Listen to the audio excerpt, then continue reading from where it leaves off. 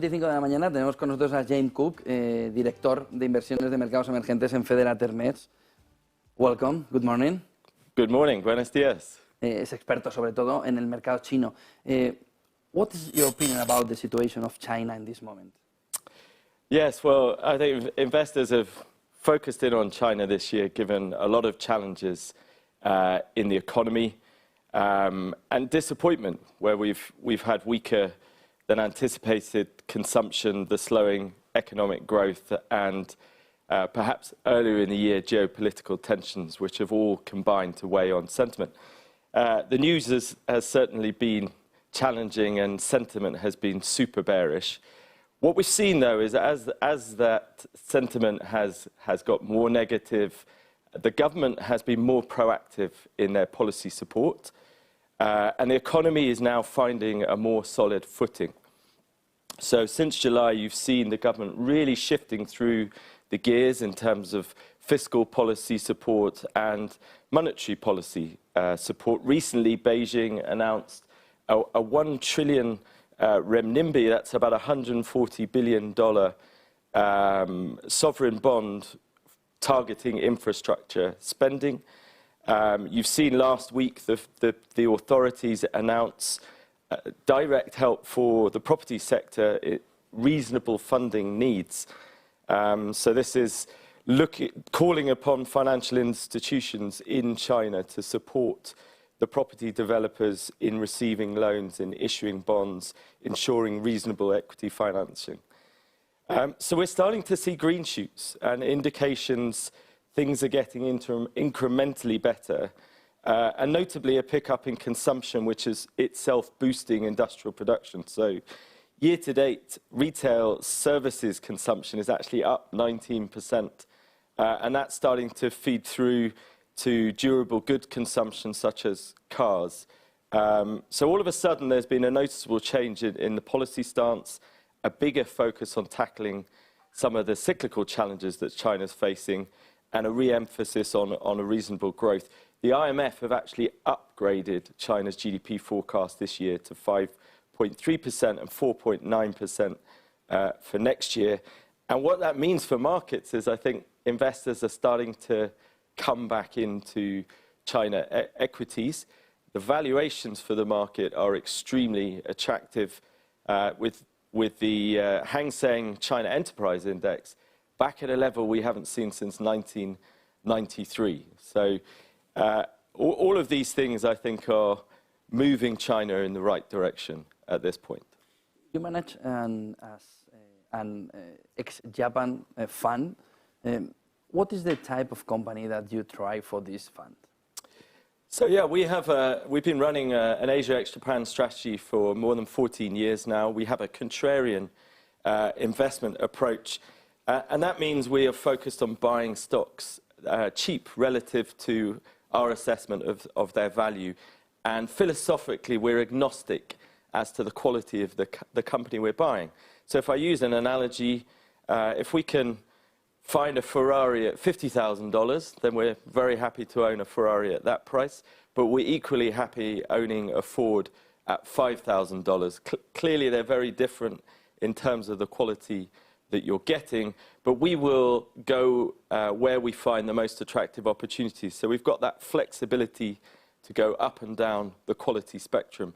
In our history, we've certainly found more Fords to be attractive than Ferraris, although in the case of China, as we've been talking about, China's been for sale, and both Ferraris and Fords are attractive at the moment. So contrarianism, I think, has been synonymous with value, and we continue to have a value tilt. So that's really the first way we're different, is going up and down the quality spectrum. The second is we're not afraid to buy companies that are out of favor, that have gone through some maybe negative news flow, which has driven the share derating. So we're looking effectively to buy companies when they're priced cheaply and sell them when they get a bit more expensive. And we tend to find those in out-of-favor sectors and unloved markets. As an investment director for emerging markets, what do you think about the possibilities to invest now in regions and sectors in this area? So, look, I mean, the emerging markets have faced a lot of challenges this year. We've just talked about some of the challenges in China. But you tend to find very attractive priced opportunities in markets that are unloved and sectors that are out of favor. So Asia ex-Japan as a whole region has been out of favor.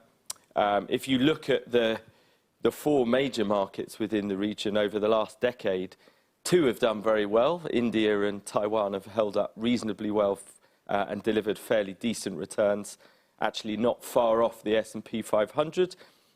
What hasn't done well, Korea has almost gone nowhere, and China, as we've been talking about this morning, has actually lost investors' money. So perhaps unsurprisingly, as contrarian investors, we're very overweight Korea and China. We're very underweight India and also Taiwan. And the India underweight probably stands out, where that's been a consensus trade for a lot of Asia and emerging market investors. And for us, that is really down to the price. We don't like the price of the India market. It's trading at 20 times current PE, which is more expensive than the S&P 500, and I would argue very different in terms of the quality that you're getting. What are the expectations when investors go to invest in Asian markets in the comparison with United States, Wall Street, and European markets? Well, it's been tough. You know, this year you've seen something of a very narrow leadership, but the S&P has continued to touch record highs with the Magnificent Seven, where Asia has been left behind, and major markets within Asia like China are down 9%. But as I say, the region is home to lots of different markets with different characteristics, and there tends to always be at least one area that offers very attractive opportunities in absolute terms. And today, you know, I guess China this year has been the ultimate contrarian investment. As we talked at the beginning, we're starting to see the green shoots of things getting better. The Hang Seng trading at 9 times, you know, valuations are close to the all-time low relative to the rest of the world. The region is also very inefficient. So cheap valuations at a benchmark level imply a wealth of opportunities for stock pickers to generate good returns over the long term. Paying a low price is one way to stack the odds in favor of doing well from an investment over any reasonable time period. And we certainly find bottom up lots of opportunities in the region today. What's the influence of the central banks in your strategy?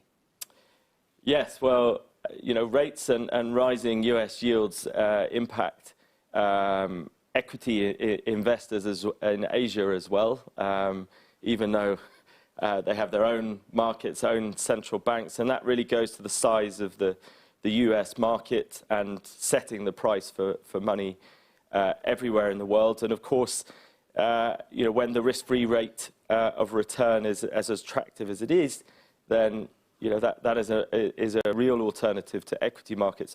What we're seeing now is certainly more dovish noise from the Fed, the market pricing in a rate cut as early as March now in next year.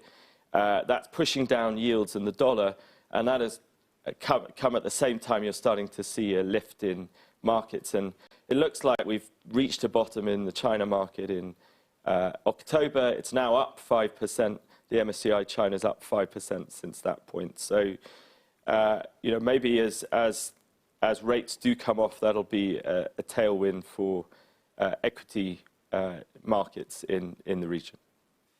Thank you very much, James Cook, director de inversiones en mercados emergentes de Federated Hermes. Good day, good business. Muchas gracias. Buen día. Muchas gracias.